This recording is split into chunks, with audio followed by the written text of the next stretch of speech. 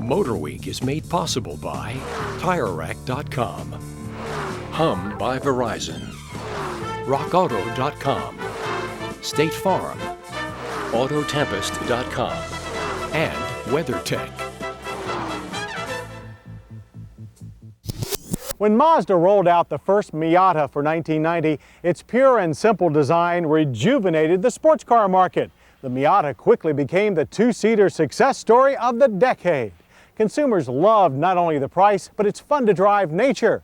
Why, the first Miata left ear-to-ear grins on faces everywhere. And it was so successful that a slew of competitive roadsters followed.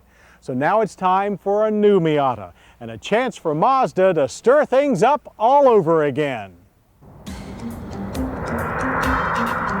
So the designers and engineers at Mazda rose to the occasion and produced a Miata that offers many changes yet remains true to the spirit of the original car. That's because some of those changes are very subtle ones, yet all are significant.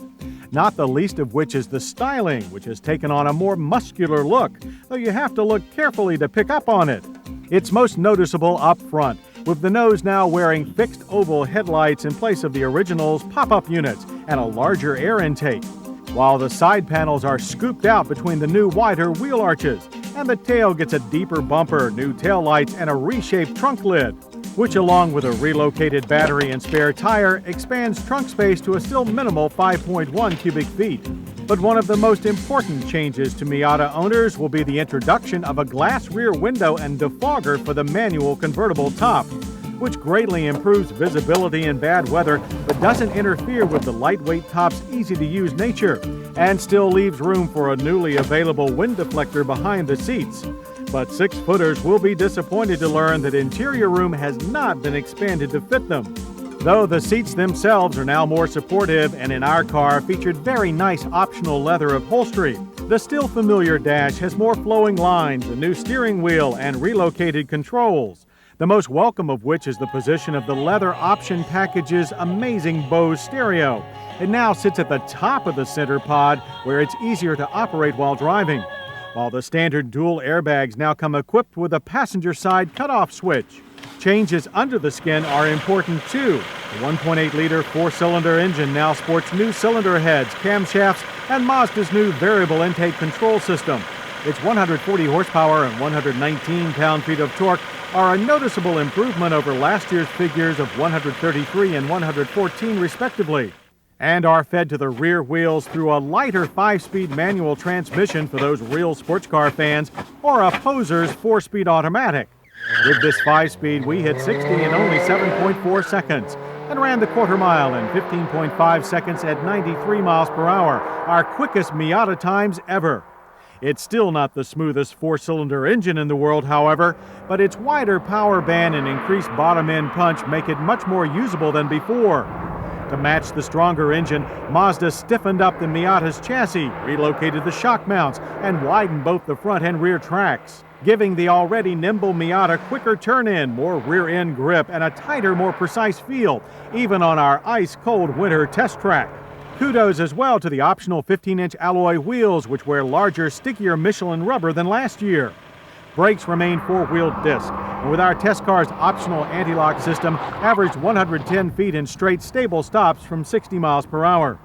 Out on the twisting back roads that are this car's forte, the 99 Miata produced more grins per mile than ever before. Our drivers particularly like the improved feel of the optional power rack and pinion steering, additional traction from the Torsen limited slip differential, which is also part of the optional leather package, and the sweeter sound coming from the all-new exhaust system, which uses a larger muffler and stainless steel headers.